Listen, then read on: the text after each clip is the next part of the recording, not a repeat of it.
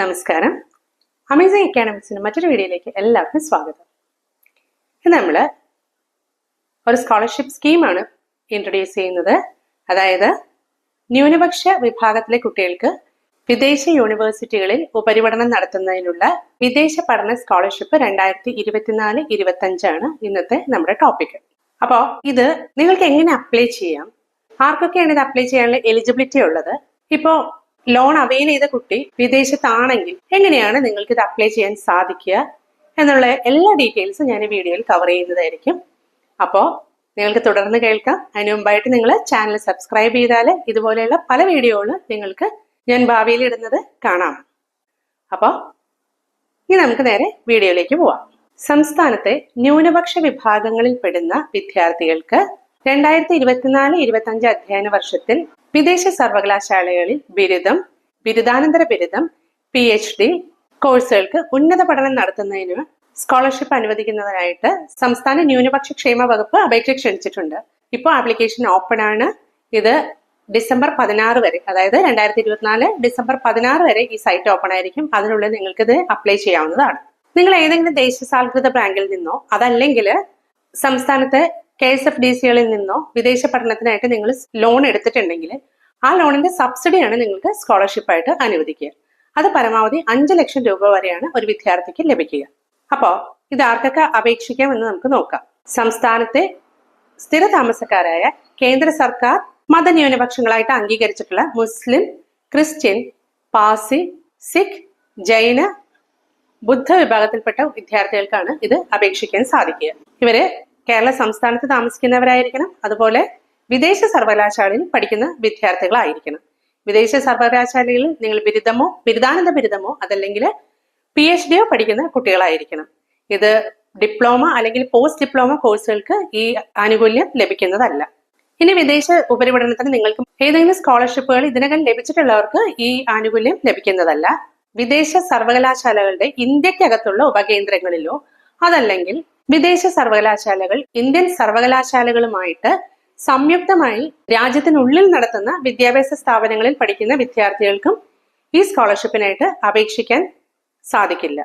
ഇത് ഓൺലൈനായിട്ടാണ് നിങ്ങൾ അപ്ലൈ ചെയ്യേണ്ടത്. minority-welfare.kerala.gov.in എന്ന വെബ്സൈറ്റിലൂടെയാണ് നിങ്ങൾ അപ്ലൈ ചെയ്യേണ്ടത്. അപ്ലൈ ചെയ്തതിനു ശേഷം ആപ്ലിക്കേഷന്റെ ഒരു പ്രിന്റ് ഔട്ട് എടുത്തിട്ട് ഇത് തിരുവനന്തപുരത്തുള്ള ന്യൂനപക്ഷ ക്ഷേമ വകുപ്പിന്റെ ഓഫീസിലേക്ക് അയച്ചു കൊടുക്കേണ്ടതാണ്. ഇതിന്റെ വെബ്സൈറ്റും കൂടാതെ അയക്കേണ്ട അഡ്രസ്സും ഞാൻ ഡിസ്ക്രിപ്ഷൻ ബോക്സിൽ ഇടാം. അപ്പൊ ഇവര് പറയുന്ന കണ്ടീഷൻസ് എന്തൊക്കെയാണെന്ന് നമുക്ക് നോക്കാം. അപേക്ഷകർ കേരളത്തിൽ താമസിക്കുന്ന ന്യൂനപക്ഷ വിഭാഗത്തിൽപ്പെട്ട വിദ്യാർത്ഥികളായിരിക്കണം. വിദേശത്ത് ഉപരിപഠനത്തിനായി വിദ്യാഭ്യാസ വായ്പ ലഭിക്കുന്ന വിദ്യാർത്ഥികൾക്ക് മാത്രമാണ് ഈ സ്കോളർഷിപ്പിന് അർഹരായിട്ടുള്ളൂ. അപേക്ഷകർ സ്വന്തം നിലയ്ക്ക് വിദ്യാഭ്യാസ വായ്പയ്ക്കുള്ള അപേക്ഷ സമർപ്പിച്ചിട്ടുള്ളവരും ഏതെങ്കിലും ദേശസാൽകൃത ബാങ്കിൽ നിന്നോ അതല്ലെങ്കിൽ ഞാൻ നേരത്തെ പറഞ്ഞ പോലെ KSFDCയിൽ നിന്നോ ലോൺ ലഭിക്കുകയും ചെയ്തിട്ടുള്ളവരായിരിക്കണം. അത് 2024-25 അധ്യയന വർഷത്തിൽ ടൈംസ് ഹയർ എഡ്യൂക്കേഷൻ ലോക റാങ്കിങ്ങിൽ ഉൾപ്പെടുന്ന വിദേശ യൂണിവേഴ്സിറ്റികളിൽ നിന്നും ബിരുദം, ബിരുദാനന്തര അതല്ലെങ്കിൽ PhD കോഴ്സുകൾക്ക് ചേർന്ന ഒരു വിദ്യാർത്ഥി ആയിരിക്കണം. കുറഞ്ഞ കുടുംബ വാർഷിക വരുമാനമുള്ളവർക്കാണ് പ്രത്യേക പരിഗണന നൽകുന്നത്. ഇത് 8 ലക്ഷമോ അതിൽ താഴെയോ വരുമാനമുള്ള വിഭാഗക്കാർക്കാണ് ഇത് അപേക്ഷിക്കാൻ പറ്റുക. ആദ്യം ഇവർ BPL വിഭാഗക്കാരെയാണ് കൺസിഡർ ചെയ്യുക. BPL വിഭാഗത്തിൽ മതിയായ ആപ്ലിക്കൻസ് ഇല്ലെങ്കിൽ APL വിഭാഗത്തിൽ പെടുന്ന 8 ലക്ഷം രൂപ വരെ വാർഷിക വരുമാനമുള്ള വിദ്യാർത്ഥികളെയും പരിഗണിക്കുന്നതാണ്. പ്രഥമ പരിഗണന നൽകുക 2024-25 അധ്യയന വർഷത്തിലേക്ക് വിദേശ യൂണിവേഴ്സിറ്റികളിൽ അഡ്മിഷൻ നേടിയവർക്കായിരിക്കും.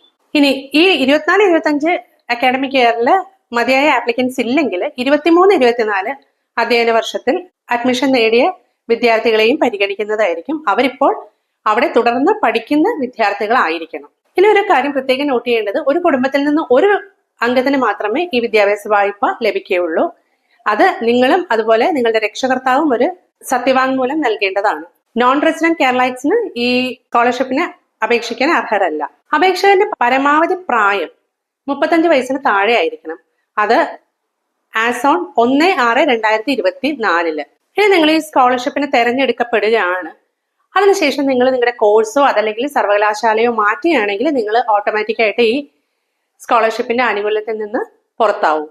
ഗവൺമെന്റ് ഓഫ് ഇന്ത്യയുടെ പഠോ പർദേശ് എന്ന സ്കീമിന്റെ കീഴിൽ നിങ്ങൾക്ക് സ്കോളർഷിപ്പ് ലഭിച്ചിട്ടുണ്ടെങ്കിൽ ഈ സ്കോളർഷിപ്പിൽ അപേക്ഷിക്കാൻ നിങ്ങൾ യോഗ്യരല്ല. ഇനി നിങ്ങൾ കോഴ്സ് പഠിക്കുന്ന യൂണിവേഴ്സിറ്റിയിൽ നിന്നോ അതല്ലെങ്കിൽ ഏതെങ്കിലും സംസ്ഥാന ഗവൺമെന്റിന്റെയോ അല്ലെങ്കിൽ കേന്ദ്ര സർക്കാരിന്റെയോ അല്ലെങ്കിൽ ഏതെങ്കിലും പൊതുമേഖലാ സ്ഥാപനങ്ങളിൽ നിന്നോ നിങ്ങൾക്ക് സ്കോളർഷിപ്പ് ലഭിക്കുന്നുണ്ടെങ്കിൽ അതിന്റെ വിവരം നിങ്ങൾ പ്രത്യേകമായിട്ട് അപേക്ഷാ ഫോമിൽ നിങ്ങൾ രേഖപ്പെടുത്തേണ്ടതാണ്. ഇനി നിങ്ങൾ അപ്ലൈ ചെയ്യേണ്ട ഓൺലൈനായിട്ടാണെന്ന് ഞാൻ പറഞ്ഞല്ലോ. minority-welfare.kerala.gov.in എന്ന വെബ്സൈറ്റിൽ നിങ്ങൾ സെർച്ച് ചെയ്യുമ്പോൾ നിങ്ങൾക്ക് ഈ സ്കോളർഷിപ്പിന്റെ ലിങ്ക് കാണാൻ പറ്റും. ആ ലിങ്കിൽ കയറി കഴിഞ്ഞ് നിങ്ങൾക്ക് ഒരു ആപ്ലിക്കേഷൻ ഫോം കാണാൻ സാധിക്കും. അപ്ലൈ ചെയ്തതിനു ശേഷം ഇതിന്റെ പ്രിന്റ് ഔട്ട് എടുക്കണം. പ്രിന്റ് ഔട്ട് എടുത്തതിന് ശേഷം നിങ്ങൾ കുറച്ച് ഡോക്യുമെന്റ്സിന്റെ കോപ്പിയും കൂടി കൂടിയിട്ടാണ് നിങ്ങളിത് ഓഫ്ലൈനായിട്ട് ന്യൂനപക്ഷ ക്ഷേമ വകുപ്പിന്റെ ഓഫീസിലേക്ക് ഇത് അയച്ചു കൊടുക്കേണ്ടത്. അപ്പൊ അതിന് നിങ്ങൾക്ക് വേണ്ട ഡോക്യുമെന്റ്സ് എന്തൊക്കെയാണെന്ന് ഞാൻ പറയാം. പിന്നെ നിങ്ങൾ SSLC മുതൽ ഇങ്ങോട്ട് പഠിച്ചിട്ടുള്ള എല്ലാ കോഴ്സിന്റെയും മാർക്ക് ലിസ്റ്റിന്റെ കോപ്പി വേണം. ഇത് കൂടാതെ നിങ്ങൾ വിദേശത്തെ സർവകലാശാലകളിൽ പഠിക്കുന്നതോ അതല്ലെങ്കിൽ നിങ്ങൾക്ക് പഠിക്കാൻ ലഭിച്ചിട്ടുള്ളതോ ആയ രേഖകൾ ഇതോടൊപ്പം സമർപ്പിക്കണം. അത് നിങ്ങളുടെ ഓഫർ ലെറ്ററോ അഡ്മിഷൻ ലെറ്ററോ കോഴ്സ് ഫീ അടച്ചതിന്റെ റെസീറ്റോ അല്ലെങ്കിൽ ID കാർഡോ ഏതെങ്കിലും ഒരു രേഖ നിങ്ങൾ ഇതിന്റെ കൂടെ അറ്റാച്ച് ചെയ്യണം. കൂടാതെ അപേക്ഷകന്റെ സ്വന്തം പേരിലുള്ള ബാങ്ക് പാസ്ബുക്കിന്റെ ഫ്രണ്ട് പേജിന്റെ പകർപ്പും നിങ്ങൾ കരുതണം. നിങ്ങളുടെ പേര്, account number, IFSC code, branch ഇവയെല്ലാം കാണത്തക്ക രീതിയിലുള്ള ഒരു കോപ്പി നിങ്ങൾ അറ്റാച്ച് ചെയ്യണം. ഇനി വേണ്ട നിങ്ങളുടെ നേറ്റിവിറ്റി സർട്ടിഫിക്കറ്റ്, അതായത് നിങ്ങൾ കേരളത്തിലുള്ള കുട്ടികൾക്ക് മാത്രമാണ് ഇത് അപ്ലൈ ചെയ്യാൻ സാധിക്കുക എന്ന് പറഞ്ഞല്ലോ. അതുകൊണ്ട് ഇതിന്റെ നേറ്റിവിറ്റി സർട്ടിഫിക്കറ്റ്, ആധാർ കാർഡ്, നിങ്ങളുടെ ഇൻകം സർട്ടിഫിക്കറ്റ് അത് വില്ലേജ് ഓഫീസിൽ നിന്ന് വാങ്ങേണ്ടതാണ്. കമ്മ്യൂണിറ്റി സർട്ടിഫിക്കറ്റിന്റെ കോപ്പി അതല്ലെങ്കിൽ മൈനോറിറ്റി സർട്ടിഫിക്കറ്റിന്റെ കോപ്പി, നിങ്ങളുടെ വയസ്സ് തെളിയിക്കുന്നതിനുള്ള രേഖ, അതായത് നിങ്ങൾ SSLCയുടെ കോപ്പിയോ അതല്ലെങ്കിൽ നിങ്ങളുടെ ബർത്ത് സർട്ടിഫിക്കറ്റിന്റെ കോപ്പിയോ വെക്കാം. റേഷൻ കാർഡിന്റെ കോപ്പി, പാസ്പോർട്ടിന്റെ കോപ്പി, നിങ്ങൾക്ക് ലഭിച്ച വിസയുടെ കോപ്പി, എവിടെ നിന്നാണ് നിങ്ങൾക്ക് വായ്പ ലഭിച്ചിട്ടുള്ളത് അതിന്റെ രേഖകൾ നിങ്ങൾ സമർപ്പിക്കണം. അതോടുകൂടി അതായത് നിങ്ങളുടെ ലോൺ സാങ്ഷൻ ലെറ്ററോ അല്ലെങ്കിൽ സാങ്ഷൻ മെമ്മോറാണ്ടമോ ഏതെങ്കിലും ഇതിന്റെ കൂടെ വെക്കേണ്ടതാണ്. ഇനി നിങ്ങൾ നിലവിൽ ഈ കോഴ്സ് പഠിച്ചുകൊണ്ടിരിക്കുകയാണ്, അത് 1 വർഷം പൂർത്തിയായിട്ടുണ്ടെങ്കിൽ അപേക്ഷകൻ ആ സ്ഥാപനത്തിന്റെ മേധാവിയിൽ നിന്നോ അതല്ലെങ്കിൽ നിങ്ങളുടെ വകുപ്പ് മേധാവിയിൽ നിന്നോ നിങ്ങളുടെ പഠന പുരോഗതി സംബന്ധിച്ചിട്ടുള്ള ഒരു സർട്ടിഫിക്കറ്റും ഹാജരാക്കേണ്ടതാണ്. ഇത് കൂടാതെ എന്തെങ്കിലും മറ്റനുബന്ധ രേഖകൾ നിങ്ങൾക്ക് ഇതിനോട് കൂടെ ഇപ്പോൾ വെക്കാനുണ്ടെങ്കിൽ അത് വെക്കാം. അതായത് നേരത്തെ പറഞ്ഞതുപോലെ നിങ്ങൾക്ക് എവിടെന്നെങ്കിലും സ്കോളർഷിപ്പ് ലഭിക്കുന്നുണ്ടെങ്കിൽ അതിന്റെ ഡീറ്റെയിൽസ്, അങ്ങനെ എന്തെങ്കിലും എക്സ്ട്രാ ഡേറ്റാസ് നിങ്ങളുടെ കയ്യിലുണ്ടെങ്കിൽ അതിന്റെ സപ്പോർട്ടിംഗ് ഡോക്യുമെന്റ്സും കൂടി നിങ്ങൾ സമർപ്പിക്കേണ്ടതാണ്. ഞാൻ നേരത്തെ പറഞ്ഞ ടൈംസ് ഹയർ എഡ്യൂക്കേഷൻ റാങ്കിങ്ങിൽ പെട്ട വിദ്യാഭ്യാസ സ്ഥാപനങ്ങളിൽ പഠിക്കുന്ന കുട്ടികൾക്ക് മാത്രമാണ് ഈ സ്കോളർഷിപ്പ് ലഭിക്കുക എന്ന്. ഇത് 2023 റാങ്കിംഗ് ആണ് നിങ്ങൾ നോക്കേണ്ടത്. ഇത് നോക്കാനായിട്ട് നിങ്ങൾ വെബ്സൈറ്റിൽ കയറിയിട്ട് നിങ്ങളുടെ സർവകലാശാല അതിലുണ്ടോ എന്ന് നോക്കാം.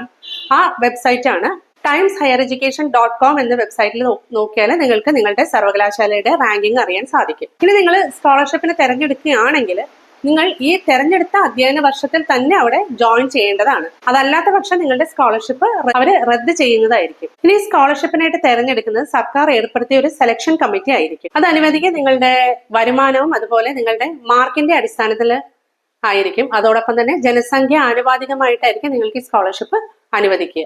ഇനി നിങ്ങൾ ഇവിടെ ഇല്ല, നിങ്ങളിപ്പോൾ വിദേശത്ത് പഠിച്ചുകൊണ്ടിരിക്കുകയാണെങ്കിൽ നിങ്ങൾക്ക് ഇത് അപ്ലൈ ചെയ്യേണ്ടത് എങ്ങനെയാണെന്ന് ഞാൻ പറയാം. നിങ്ങൾക്ക് ഈ ഫോം നിങ്ങൾക്ക് അവിടെ കിട്ടുവാണെങ്കിൽ നിങ്ങൾക്ക് ഡയറക്റ്റ് ആയിട്ട് ഡൗൺലോഡ് ചെയ്തെടുക്കാം. അതല്ലെങ്കിൽ ഇവിടെ നിന്ന് ആരെങ്കിലും ഇമെയിൽ ആയിട്ട് അയച്ചു തരികയാണെങ്കിൽ ഈ ഫോം നിങ്ങൾ ഫില്ല് ചെയ്തതിന് ശേഷം നിങ്ങളുടെ സിഗ്നേച്ചർ ഇട്ട് സ്കാൻ ചെയ്ത് ഇത് നാട്ടിലേക്ക് അയച്ചു കൊടുക്കുക. നാട്ടിൽ ഇത് ലഭിച്ച ശേഷം നിങ്ങളുടെ രക്ഷകർത്താവ് ഇത് സൈൻ ചെയ്തിട്ട് ബാക്കി ഡോക്യുമെന്റ്സിനോടൊപ്പം ഇത് ഓഫ്ലൈനായിട്ട് തിരുവനന്തപുരത്തേക്ക് അയച്ചു കൊടുക്കാവുന്നതാണ്. ഇതിന്റെ മെയിൽ ID scholarship.dmw@gmail.com എന്നാണ്. ഇത് അയച്ചു കൊടുക്കേണ്ട അഡ്രസ്സ് ഞാൻ പറയാം. ഡയറക്ടർ, ന്യൂനപക്ഷ ക്ഷേമ വകുപ്പ്, 4ാം നില, വികാസ് ഭവൻ, തിരുവനന്തപുരം 33. ഈ അഡ്രസ്സിലേക്കാണ് നിങ്ങൾ ഈ പൂരിപ്പിച്ച അപേക്ഷയോടൊപ്പം ബാക്കി ഡോക്യുമെന്റ്സ് എല്ലാമായിട്ട് അയച്ചു കൊടുക്കേണ്ടത്. ഇത് നിങ്ങൾക്ക് നേരിട്ട് കൊണ്ടു കൊടുക്കാം, അതല്ലെങ്കിൽ തപാൽ മാർഗം അയച്ചു കൊടുക്കാം. നിങ്ങൾ ഇത് ഇമെയിലായിട്ട് അയച്ചു കൊടുക്കുകയാണെങ്കിൽ അവരിത് പരിഗണിക്കുന്നതല്ല. അത് നിങ്ങൾ പ്രത്യേകം നോട്ട് ചെയ്യേണ്ടതാണ്. നിങ്ങൾ ഈ ആപ്ലിക്കേഷൻ ഫില്ല് ചെയ്യുമ്പോൾ നിങ്ങൾക്ക് റെഫറൻസ് ആയിട്ട് 2 ആളുകളുടെ പേരും അഡ്രസ്സ് എല്ലാം വെക്കേണ്ടതാണ്. അതിൽ ഒരാള് നിങ്ങൾ പഠിച്ച ഇൻസ്റ്റിറ്റ്യൂഷനിലെ ഒരു ടീച്ചർ ആയിരിക്കണമെന്ന് നിർബന്ധമായിട്ടും പറയുന്നുണ്ട്. അപ്പൊ നിങ്ങൾ വിദേശ പഠനത്തിനായിട്ട് ലോൺ എടുത്തൊരു വിദ്യാർത്ഥി ആണെങ്കിൽ നിങ്ങൾക്ക് 5 ലക്ഷം രൂപ വരെ സബ്സിഡി ലഭിക്കുന്ന ഒരു സ്കീമാണിത്. അപ്പൊ എല്ലാവരും എത്രയും പെട്ടെന്ന് തന്നെ ഇത് അപ്ലൈ ചെയ്യാൻ നോക്കുക. ഇതിന്റെ ലാസ്റ്റ് ഡേറ്റ് 16/12/24 ആണ്. ഞാൻ എല്ലാ വീഡിയോയിലും പറയുന്ന പോലെ ഒന്നുകൂടി പറയാം, ഈ വീഡിയോ കണ്ടിട്ട് നിങ്ങൾ ലാസ്റ്റ് ഡേറ്റ് 16 ആണെന്ന് നിങ്ങൾ ഉറപ്പ് വരുത്തരുത്. നിങ്ങൾക്ക് 16-ന് ശേഷമാണ് ഇത് അപ്ലൈ ചെയ്യാൻ നോക്കുന്നതെങ്കിൽ നിങ്ങൾ ഉറപ്പായിട്ടും ഇതിന്റെ വെബ്സൈറ്റിൽ കയറി ചെക്ക് ചെയ്യേണ്ടതാണ്. അതായത് അവർ ഡേറ്റ് നീട്ടിയിട്ടുണ്ടോ ഇല്ലേന്ന് എന്നാലേ അറിയാൻ പറ്റുള്ളൂ. അപ്പോൾ ഇത് അർഹരായ എല്ലാവരും തന്നെ എത്രയും പെട്ടെന്ന് അപ്ലൈ ചെയ്യാൻ നോക്കുക. ഇത്രയേ ഉള്ളൂ ഇന്നത്തെ വീഡിയോയിൽ നിങ്ങളോട് എനിക്ക് ഷെയർ ചെയ്യാനായിട്ടുള്ളത്. അടുത്തൊരു വീഡിയോയിലൂടെ ഒരു എഡ്യൂക്കേഷണൽ കണ്ടന്റുമായിട്ട് നമുക്ക് വീണ്ടും കണ്ടുമുട്ടാം. Until then, bye from Team Amazing Academics.